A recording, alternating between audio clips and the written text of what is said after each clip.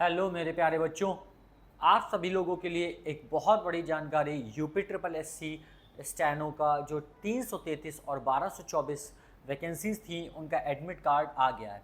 अब तक मुझे पता है आप लोगों ने बहुत सारे वीडियो देख लिए होंगे, ठीक है, और बहुत सारे वीडियो यूट्यूब पर आ गए होंगे, लेकिन यकीन मानिए इस वीडियो को स्किप मत करना क्योंकि मैं हर एक चीज़ आपको डिटेल में बताने जा रहा हूँ।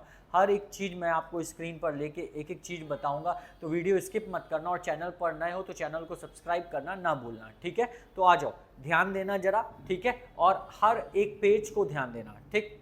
सबसे पहले आ जाओ, ये आपका जो 2023 की वैकेंसी थी, ठीक है, इसका जो आपका डेट है वो 1/9/2026 से लेकर के 3/9/2026, 1 से 3 तक के एग्ज़ाम होंगे, 1 तारीख से 3 तारीख तक। और जो आपका सेंटर है वो आपका ये रहा, ठीक है, campus of Rajat women college education and, ठीक है, ये आपका कॉलेज एक ही फिक्स है 333 और 1224 दोनों वैकेंसी के लिए। लेकिन डेट ध्यान रखिएगा, बहुत सारे बच्चे इस गलती को ना कर देना कि जिस दिन 333 हो तो 1224 वाले चले जाए, 1224 वाले की जगह 333 चले जाए। डेट जरूर याद रखना, ठीक है, 1/9/2026 से 3/9/2026, ठीक है। और आपका जो समय है वो सुबह 8 बजे से गेट ओपन होगा, ठीक है, 10 बजे आपका गेट बंद हो जाएगा। तो रिपोर्टिंग टाइम बिल्कुल नोट कर लो आंख बंद करके। जो बच्चे सुबह निकलने वाले हैं उनको लग रहा है कि मैं सुबह बाइक से निकल जाऊंगा, तो ज़रा देख के निकलना, टाइम से पहले निकलना, जल्दी जल्दी में ना निकलना, ठीक है। तो ये सुबह 8 से 10 होने वाला है, ठीक है। आ जाओ नेक्स्ट पेज पे बात करते हैं। तो ये आपकी जो वैकेंसी है, ठीक है, इसका डेट जो है, फिर मैं कह रहा हूँ डेट पे ध्यान देना मेरे प्यारे बच्चों, क्या है, 5/9/2026 से लेकर के 15/9/2026, लगभग आपके ये 10 दिन एग्जाम होने वाले हैं, 10 दिन का समय है और आपका सेंटर सेम है, ठीक है। रिपोर्टिंग टाइम की अगर आप बात करेंगे तो रिपोर्टिंग टाइम भी सेम है आपकी, ठीक है। अब पूरी जानकारी सिर्फ यहाँ तक पे ही डिपेंड नहीं है, यहीं पर ख़त्म नहीं हो रही, इसके बाद वाले जो पार्ट हैं वो ज़्यादा इंपॉर्टेंट है, ध्यान से समझिएगा, ठीक है। जो आपके एग्ज़ाम होने वाले हैं उनका पैटर्न क्या है और किन किन चीज़ों को ले जाना है ज़रा देखिएगा यहाँ पर, ठीक है।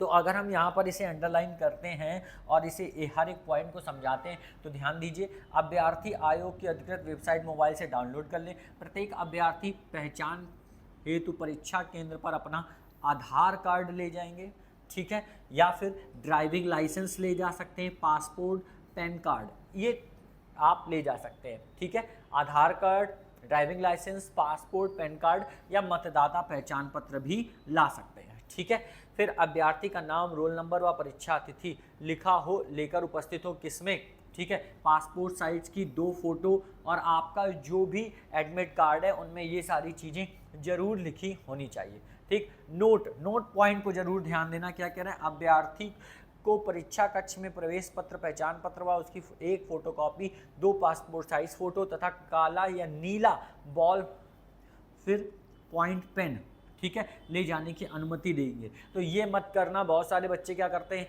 2-3 फोटोकॉपी करा लेते हैं या ओरिजिनल ही ले जाते हैं। तो आप समझ लो ये जितना भी डॉक्यूमेंट दिया है इसकी आपको हार्ड कॉपी तो लेके ही जानी है, ठीक है, और सॉफ्ट कॉपी भी लेके जानी है, यानी कि ओरिजिनल भी ले जाना है, ठीक है, और क्या नाम है, आपको फोटोकॉपी भी लेकर के जानी है, ठीक है।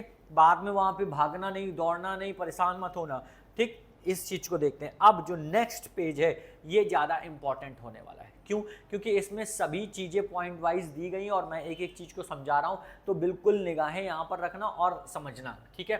क्या कहना है, सबसे इंपॉर्टेंट पॉइंट देखो, ये कह रहा है एक पॉइंट, क्या, कंट्रोल की का यूज मत करना, ठीक है। कंट्रोल की का यूज, कभी कभार बच्चे क्या करते हैं, टाइपिंग करते समय कंट्रोल शिफ्ट की जगह कंट्रोल दब जाता है और दब जाता है, तो ये गलती मत करना। साफ इंस्ट्रक्शन लिखा हुआ है कि कंट्रोल की का उपयोग ना करें, ठीक है। नेक्स्ट क्या कह रहा, ठीक। अब इसके बाद ये आपकी सॉफ्टवेयर पर डिक्टेशन होने वाली है, ठीक है, कुल आपके 400 शब्द होंगे, ठीक है, 80 वर्ड प्रति मिनट की स्पीड से 5 मिनट की डिक्टेशन बोली जाएगी, ठीक, जैसा कि अभी तक आप लोगों ने प्रैक्टिस की है। इसके बाद का पॉइंट इंपॉर्टेंट है, क्या, यहाँ पर आपको 40 मिनट्स मिलने वाले हैं। अब एक डाउट जो बच्चे बार बार कर रहे थे, वैसे तो पता है लेकिन फिर भी मैं बता दे रहा हूँ, क्या, हिंदी मंगल फॉन्ट और कृतिदेव, दोनों फॉन्ट में आप टाइपिंग कर सकते हो। जो आपको फॉन्ट आता है आप उसका यूज़ करोगे, ठीक है। बैक स्पेस आप अपना यूज़ कर सकते हो, कोई दिक्कत की बात नहीं है, ठीक। अब गलतियां कैसे काउंट की जाएंगी, जरा ध्यान देना ये पॉइंट, ठीक है, ये पॉइंट पे ध्यान दो। गलतियां कैसे काउंट करेंगे, कह रहा आशुलिखन हिंदी गति गणना के लिए कुल 20 शब्द की अशुद्धियों की छूट है। यानी अगर आप 20 शब्द गलती कर देते हैं तब तो ठीक है, लेकिन यदि अशुद्धियां 20 या 20 से कम है तो कुल शब्दों पर ही गति निकाली जाएगी, और यदि 20 से अधिक अशुद्धियां हैं तो कुल टंकित शब्दों में से अशुद्धियां 20 से अधिक को घटा लिया जाएगा।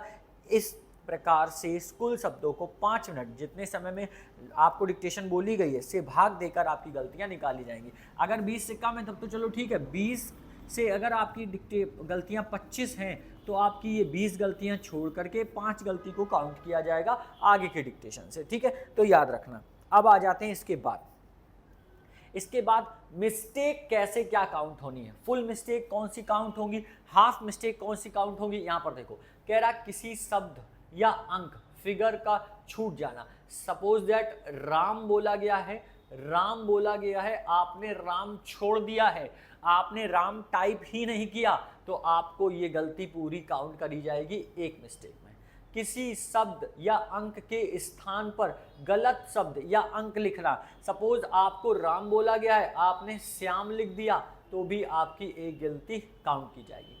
मूल पाठ में न होने वाले शब्द, अंक या असामान्य अंक शब्द को जोड़ना। जबरदस्ती अगर आपके डिक्टेशन में कोई वर्ड नहीं दिया गया है, नहीं बोला गया है, यानी अगर का बोला गया है, आपने का बोला ही नहीं गया और आपने को लिख दिया, तो भी ये एक मिस्टेक में काउंट करेगा, ठीक है। वर्तनी, स्पेलिंग की त्रुटि, वर्तनी मतलब मात्राओं की गलती भी एक मिस्टेक में काउंट की जाएगी। विशेष प्रावधान, यदि किसी अंकों या शब्दों में सही लिखा गया तो वो सही माना जाएगा। आप 10 ऐसे लिख दो या 10 ऐसे लिख दो, दोनों ही सही हैं। ऐसे शब्द जिन्हें एक से अधिक रूपों में लिखा जा सकता है, ऐसी सभी वर्तनी शब्दों के रूप में स्वीकार होंगे और उन्हें त्रुटि नहीं मानी जाएगी। जैसे शब्द हैं, क्या कहते हैं शब्द में एक, जैसे इंग्लिश में हम लोग लिखते हैं क्या, सीता, तो ये दोनों ही सही हैं। ऐसे ही हिंदी में भी होगा, हिंदी में एक शब्द को अलग अलग तरीके से लिखा जा रहा है और अगर आपका दोनों में से कोई भी तरीका लिख रहे हो तो वो आपका सही माना जाएगा।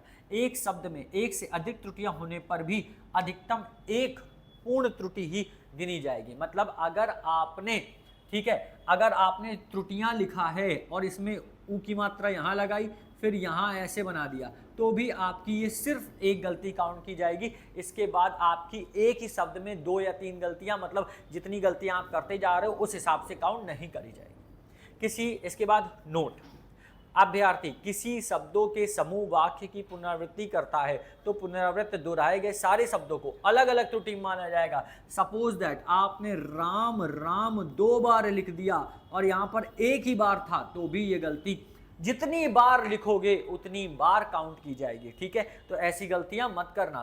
फिर अब आ जाओ हाफ मिस्टेक पे। हाफ मिस्टेक की गलतियां कैसे काउंट की जा रही हैं, ठीक है। स्पेसिंग एरर, मतलब आपको राम और श्याम लिखना था, इसके बीच में स्पेस देना है और आपने स्पेस नहीं दिया, तो ये हाफ मिस्टेक काउंट किया जाएगा।